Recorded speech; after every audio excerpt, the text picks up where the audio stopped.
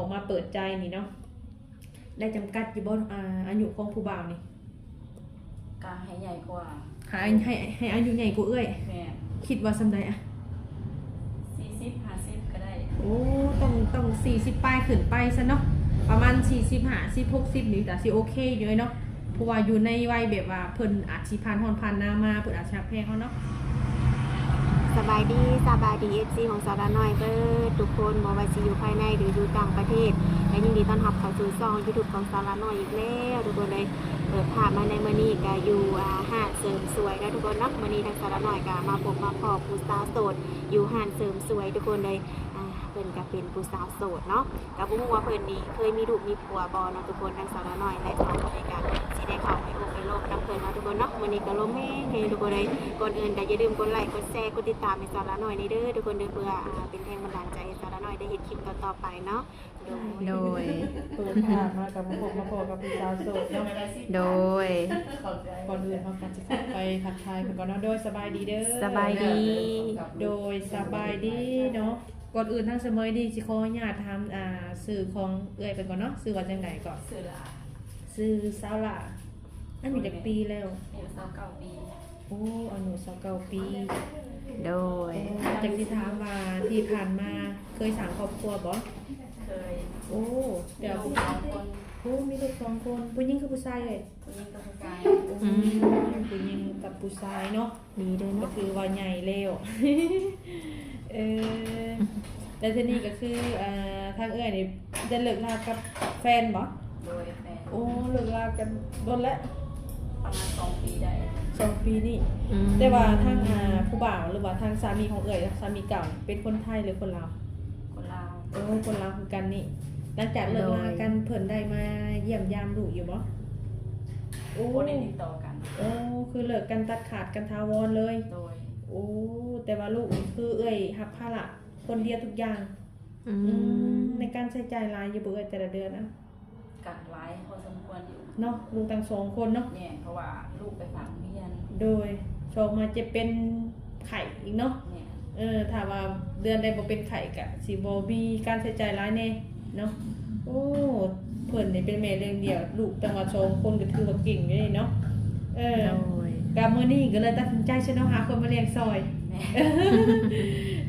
แม่เลยเนาะโดยมันสิว่าจังได๋เอ้ยในการที่เฮาหาเงินผู้เดียวก็เมื่อยบ่เลยอยากมีคนที่ว่าปรึกษาถามกันแม่นบ่เลยเนาะทุกคนมันก็อยากได้คนที่แบบว่าปรึกษาแต่ละมื้อแต่ละวันเนาะแต่ว่าทางเอื้อยออกมาเปิดใจนี่เนาะ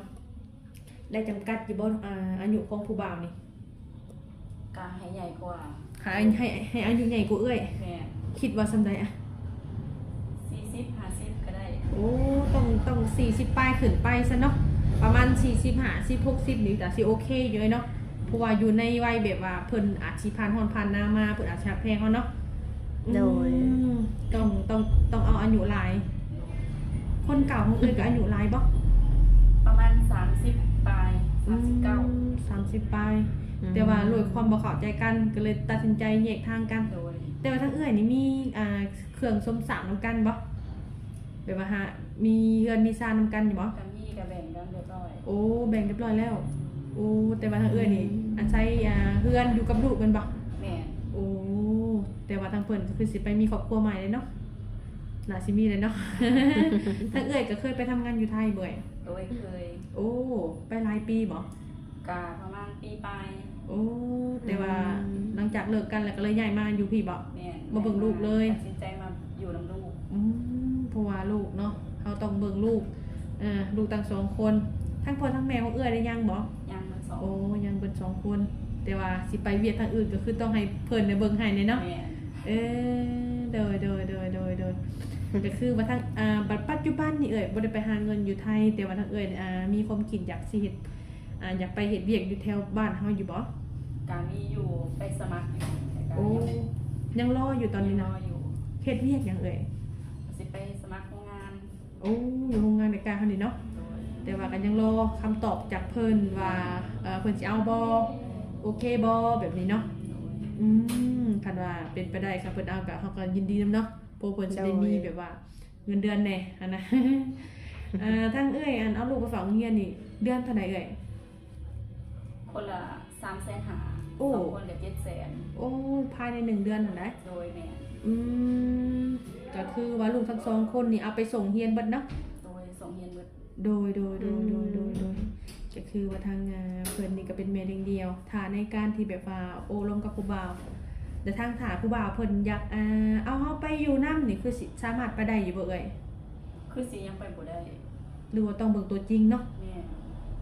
เฮาต้องเบิ่งตัวจริงก่อนว่าเฮาสิไปได้บ่เพราะว่าตอนนี้ยังบ่คุยกันแม่นบ่ โดยแม่ ถ้าว่ามีผู้บ่าวอยู่ฝั่งไทยบ่อาจสิว่าเอาลูกจะมาเรียนอยู่ฝั่งไทยบ่แบบนี้เฮาก็จังว่ากันใหม่เนาะวันนี้ในการที่ว่าทางเอ้ยเปิดใจนี่เปิดใจหาผู้บ่าวเนาะเอ้ยเปิดใจพร้อมอยากสร้างครอบครัวเลยบ่หรือว่าแนวใดคิดว่า คิดว่า แม่น ก็เบิ่งใจกันไปก่อนศึกษากันไปเรื่อย โดย หลักๆคนเฮาต้องศึกษากันไปก่อนเนาะ ๆแม่น มันอาจบางเทื่อลำเดือน2เดือนยังบ่เข้าใจกันแม่นบ่เลยยังเก่งในการที่เฮาศึกษาดูใจกันในประมาณจักเดือนเลยคิดว่า ก็ประมาณว่าครึ่งปี อื อาจ ม จะประมาณนั้น ถึงปีหาเดือน6เดือนซะเนาะ โดยแม่ ในการศึกษาดูใจกันแม่นบางเทื่อเฮาคุยกันขนาดรายเดือนก็ยังบ่เข้าใจกันเลยนะบางเทื่อมันคนเฮานิสัยบ่เข้ากัน มีรายปีก็ยังบ่เข้าใจกัน แม่นเรื่องความบ่เข้าใจกันนิสัยบ่ไปนํกันมันก็ต่างคนต้องแยกกันก็มีแบบนี้เนาะ โดยแม่ โอ้โดยก็คือว่าทางเอื้อยเปิดในการที่คุยกับผู้บ่าวก็ประมาณ6เดือนเนาะจังสิได้มีความเสื่อใจในน้อยหนึง วันนี้คือทางเอื้อยมักผู้บ่าวนี่นะมีสเปคอยู่บ่ สเปคบ่มี บ่มีสเปคของตัวเองเลย แม่น เป็นจังไดก็ได้ขอแค่นิสัยดี นิสัยดีเบิ่งเฮาได้ โอเค ดูแลเฮาได้ โอ้ดังนั้นก็ต้องเบิ่งเฮาได้หน่อยเนาะผู้ว่าผู้หญิงทุกคนก็ต้องให้เบิ่งเฮาได้นั่นแหละแม่นบ่ล่ะ เพิ่งพาได้ แม่นพึ่งพาแบบใดในการพูดคุยในการปรึกษาหารือเนาะเฮาเฮ็ดหยังเฮ็ดนั่นนี่เป็นเฮาต้องมีความให้เฮาแบบความปรึกษาอะไรนะผู้ว่าคันคือทางเอื้อยเพิ่นเคยเอาคนแบบว่ารุ่นราวคราวเดียวกันแล้วไปกันบ่รอดนั่นน่ะเนาะอยากลองคบคนใหญ่ก่อนเนาะมันอาจก็มันก็มีกันนะซั่นนั่นเนาะ FC เจ้านะเนาะในนำเอื้อยเพิ่นเด้อเอานอนอยู่หั่นแหละเนาะในนำเอื้อยเพิ่น FC เจ้า โดย แต่คือทางเอื้อยเนาะได้ให้เฮ็ดนาบ่ โดยเฮ็ด โอ้ได้เข้าหลายบ่ ประมาณ90ไปสอบ ปีนี้แล้วล่ะเบ่ย โดยแล้ว โอ้ก็ถือว่าเรียบร้อยเลยเนาะก็ใครแต่ข้าวนำบ่ได้ซื้อแต่ของกินเนาะก็ใครแต่ซื้อแต่ของกินนั่นแหละในเงินเอื้อยอยู่นำกันจักคนก็ มีพ่อมีแม่แล้วก็น้องชายแล้วก็ลูกอีก2คน โอ้ก็บ่หลายเนาะหาคนเนาะประมาณนี้เนาะโดยก็คือว่าทางเอื้อยเพิ่นที่เป็นทั้งพ่อทั้งแม่ในการที่เลี้ยงลูกทั้งสองคนถ้าว่าอยากสิสร้างครอบครัวอีกคนอีกเทื่อหนึงก็ประมาณใส่เวลาลมกันจักเดือนคิดอยากถามว่าคือสมัยอยากถามว่าบางคนเพิ่นได้เข้ามาจะฮู้ว่าเจ้าในการลมกันแล้วเจ้าพร้อมเลยบ่ในการที่แบบว่าสิเอานี่เอาสมมุติว่าสิเอานี่พร้อมอยู่บ่กันคุยกันแล้วนี่ ก็ยังประมาณนั่นแหละก็สิบอกไป มันจะปีคิดว่าใครตัดใจสิเอากันนี่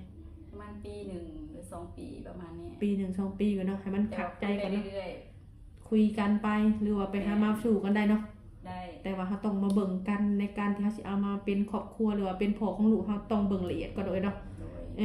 ย บางเทื่อรู้จักกันประมาณ 7-8 เดือนนี่มันยังบ่เข้าใจกันคักเด้เนาะยังไปหามาสู่ได้ถ้า FC อยากมาดินมาหาดิเอ้ยปีใหม่นี่มาเขาดาวบ่เด้อ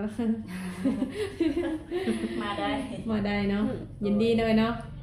เดี๋ยวสารนอยไป FC เพิ่นมาก็คือว่าถามาลินมาหัวนี่สามารถมาได้แม่นบ่ แม่ เฮาโอ้มาลินมาหุ่นกินปลาพี่กินข้าวก็ว่ากันไปเลยเนาะ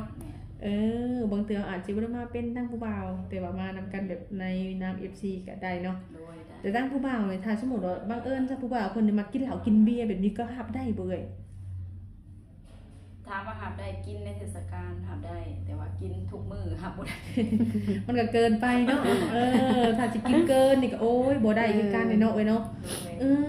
ในกรณีว่าอันนั้นนะกินเหล้ากินเบียร์ยังพอบ่ไปสูบยาไปอีกก็ยังก็บ่มักคือกันแม่นบ่ โอ้ยแม่น โอ้มันเป็นจังได๋เรื่องสูบยานี่ เพราะว่าอยู่เฮือนบ่มีไผสูบ ก็เลยบ่มัก แม่น บังเอิญจ้าคนที่ไปสูบยาแบบจิตใจดีหน้าตาดีเฟอร์เฟกทุกอย่างเสียแต่สูบยาอะสมมุติว่าจำเป็นบ่ได้บ่เอ่ยปิดดังเนาะปิดดังไว้เอาใจมากอยู่สาวน้ำตาลเลยเนาะใจดีเฟอร์เฟกทุกอย่างเลยบังเอิญติดแต่สูบยานี่เปลี่ยนตัวเองได้บ่หักกินยาสูบนี่ ก็สิไปพยายามปิดดังเอา ก็คือความหมายที่ว่าทางสมัยทามแบบนี้ก็คนเฮาก็มีคือกันเด้อเนาะเป็นบ่ไร แม่น บางคนทำบ่ได้เกี่ยวกันกับยาสูบไม่ว่าก็จะสูบสูบยาแล้วบ่ได้เกี่ยวกันเด้อนี่แต่ข่อยสูบข่อยหมักในการที่ข่อยสูบแต่จิตใจข่อยดีดิ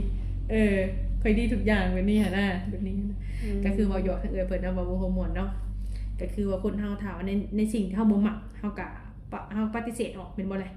ทุกคนมีสิทธิ์เลือกเป็นบ่ไรแต่ว่าทางนี่ถ้าสมมุติว่ามีทางผู้บ่าวเพิ่นคบหานี่ถ้าเพิ่นอยากให้ลงแบบถ้ามาค้าขายบ่จะมักค้าขายหยังอะ เปิดห้างขายเครื่องเพราะว่าอยู่เฮือนกับแม่มันขายของซ้ำ ขายของแห้งเนาะ แม่น โอ้ได้ขายดีบ่อยู่เฮือนน่ะ ก็พอได้ขายอยู่ โอ้มื้อน่ะสิเข้าไปหาเพิ่นอยู่เฮือนเนาะซะแล้วเนาะ โดย มื้อนี้นะคะบังเอิญว่าพ่อเพิ่นอยู่ในห้านเสริมสวยว่าซั่นซะเฮาก็ยังบ่ได้ฮู้เลยว่าเฮือนเพิ่นอยู่ไสเนาะ โดย มีโอกาสเฮาก็สิได้เข้าไปถ่ายทำทางเฮือนเพิ่นให้ FC เบิ่งบางคนเพิ่นก็อยากฮู้เด้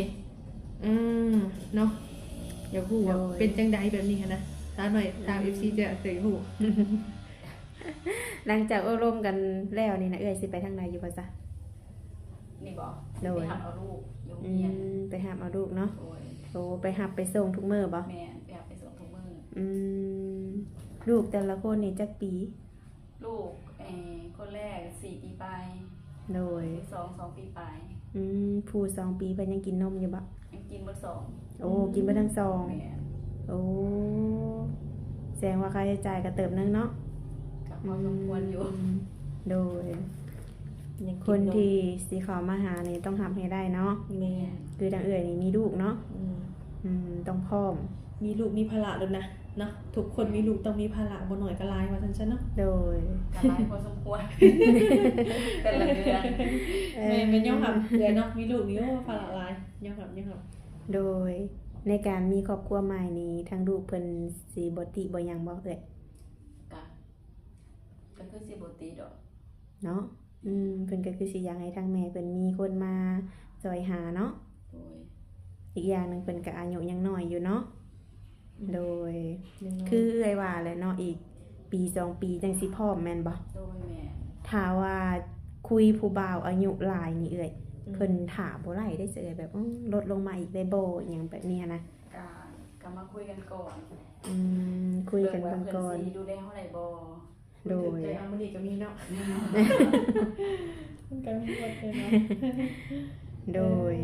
เพิ่นต้องเฮ็ดหยังแน่เพื่อสิได้ใจเจ้ามันต้องเฮ็ดหยังให้เฮ็ดแนวใดบางเทื่อนะ คิดว่า ก็เบิ่งว่าเพิ่นสิเข้ากับพ่อแม่ได้บ่กับลูกได้บ่ประมาณนี้ อันดับแรกต้องเข้าหาพ่อแม่เฮาเนาะ แม่น แต่เข้าหาเฮาแต่เฮาเข้าหาแต่เฮานี่บ่โอเคเนาะต้องพ่อแม่เฮาเนาะ แม่น โอ้แม่น โดยถ้าว่าเพิ่นนี่โอเคในจุดนี้เนาะก็ถือว่าจาก2 ปีกลับมาปีนึงเนาะ โดยจนเดือนนึงก็รู้ เห็นบ่เนาะ คันว่าถือใจกันมันก็บ่โดนแม่นบ่เลยคันว่าบ่ถือใจกัน2 ปีก็ยังอยู่ในหันแม่นบ่เลยเนาะ โดยก็แม่นความตั้งใจเพิ่นว่าเนาะทุกอย่างนั่นแหละมันต้องขึ้นอยู่กับเวลาแน่เนาะแล้วก็ขึ้นอยู่กับในการที่เฮาโอลมกันเว้ยเนาะโดยคือโสดมาใน2 ปีเนาะ โดย แบบทั้งกับ่สนใจไผเลยบ่ก็ยังบ่ได้เปิดใจหาไผ อืม บ่ได้ลงกับไผ มีแต่ว่าทุกมื้อนี่ก็อยู่นำลูกอยู่นำแม่ ลูกอยู่นำแม่ โอ้แบบว่าในใจที่เฮายังบ่คิดสิพร้อมแม่นบ่ แม่น โ โอ้ ย่านอกหักหลายกว่า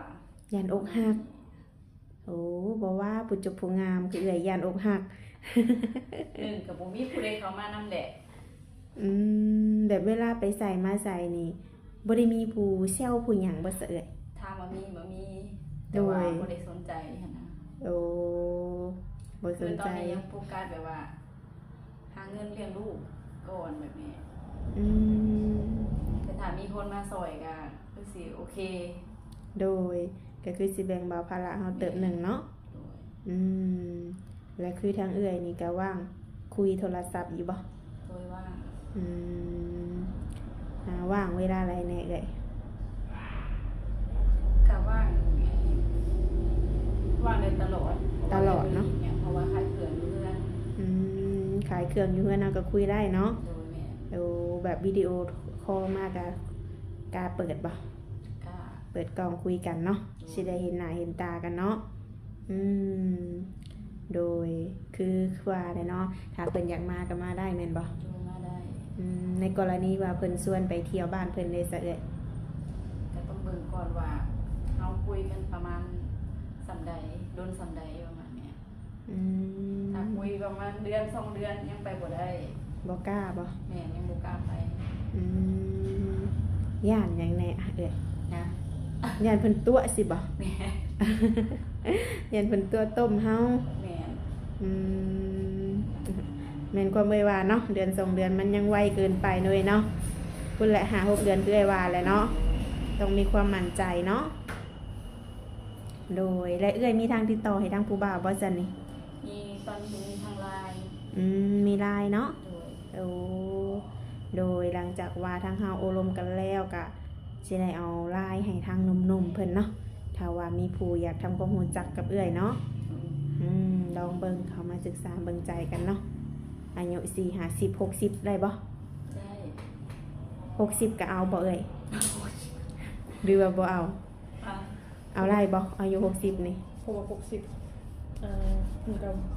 ยังหนุ่มเนาะ60เนาะช่ว แม่ งนี้ นถ้าว่าเป็นหนุ่มอยู่ทางต่างต่างประเทศ ชนละ FC ของซาวของซาวเมืองซาวหน่อยชนละมีประมาณ60ไป60ขึ้นไป โดย มีอยู่ โอเคอยู่บ่ โอเค ได้อยู่เนาะ โดยได้อยู่ ลองมาลมเบิ่งเนาะส่วนว่าสิเอาเฮ็ดดูเฮ็ดผัวได้บ่นั่นก็ขึ้นอยู่กับอนาคตเนาะ นี่พอตัดสินใจถ้าได้เห็นยังเนาะ โดยต้องเบิ่งความเป็นจริงก่อน เบิ่งก่อนมันเป็นแนวใด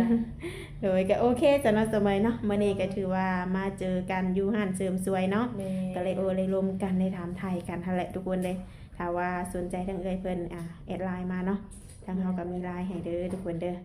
โดยจังใดก็ไว้พบพ่อกันในคลิปหน้าเนาะเอ้ยเนาะขอให้สมหักสมหวังเนาะ โดย ให้พบพ่อเนื้อคู่ไว้ๆเด้อเด้อ โดย